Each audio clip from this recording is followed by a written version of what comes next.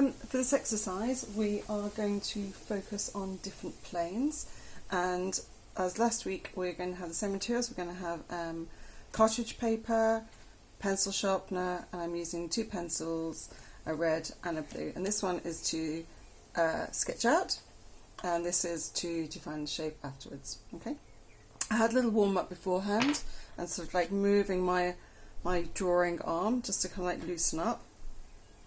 And with all drawings, I'm going to start by looking. Well, first of all, I started by sharpening my pencil, and then I'm going to actually look at what I want to draw. So in this instance, it's this area here, and we're focusing on leaves this week because of the changing planes, and so we can think about them not just as leaves, but as shapes and the relationship of those shapes next to each other.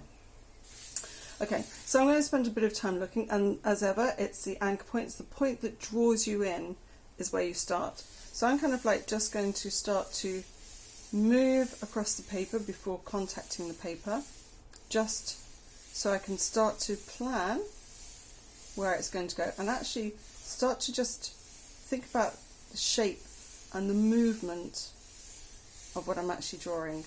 So just tracing it through. Okay, so my anchor point is this spine down here. This line is drawing me in. So that's where I'm going to start with. I'm going to draw a little bit darker this week so you can actually see what I'm doing. Okay, so I'm just letting that flow. It might be slightly on the wrong place, but it really isn't mattering too much at this point. I'm just feeling it. If I need to do it a little bit smaller, now is the time to actually work out that I need to go a little bit smaller and move it up a little bit to be able to get it on the page. Okay, so I'm the cartographer. I'm travelling as I'm looking and feeling the movement of my lines.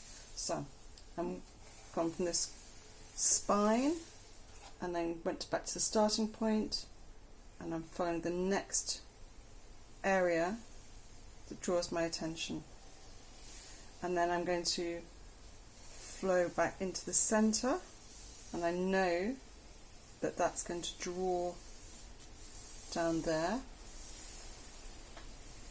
and I'm going to take this shape. I'm going to half look. It allows me to cut out all the other visual noise, and I'm going to join this end to here. I'm going to see where I have to travel. I might need to come out a little bit more. How far I have to travel for then to get that angle coming up here. Now it doesn't just go in one smooth line, it undulates. So this is why it's quite good to keep your movements quite fluid. So if it was a flat plane, a 2D image, I'd be able to see that very clearly. Because this is 3D, I have to do that with my eyes.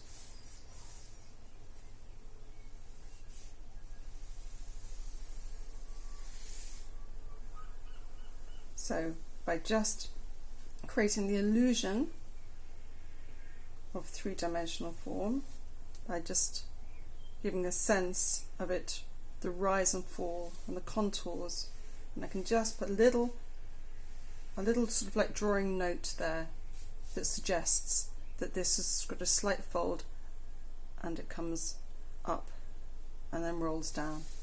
Okay.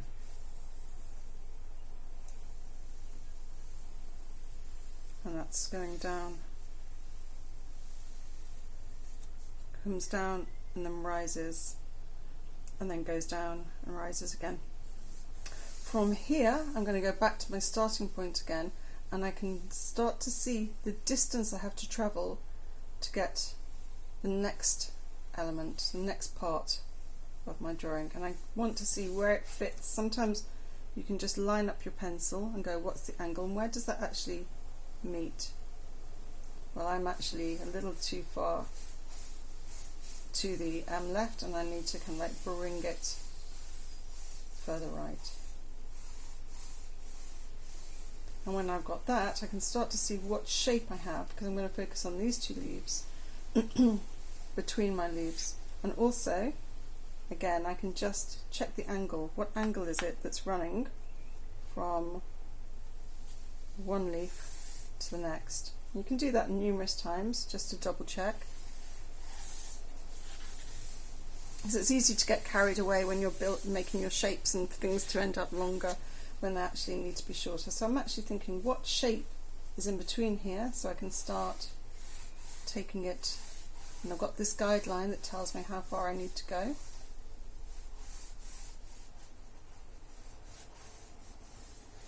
So I'm using information that I've just given myself just to get to the next bit of information. Right, I'm just going to leave that there and just draw in the main lines just so you can see clearly what I've drawn.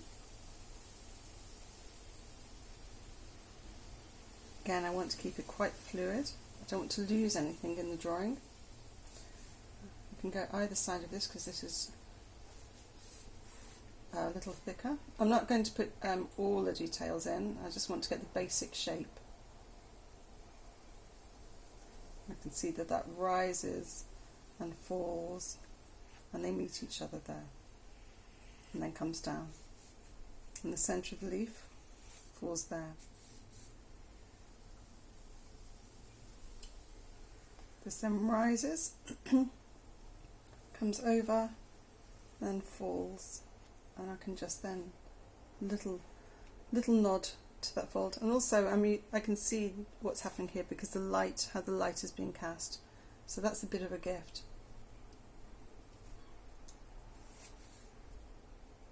I'm not worrying too much about too much detail here. I just want to get the main shape for you.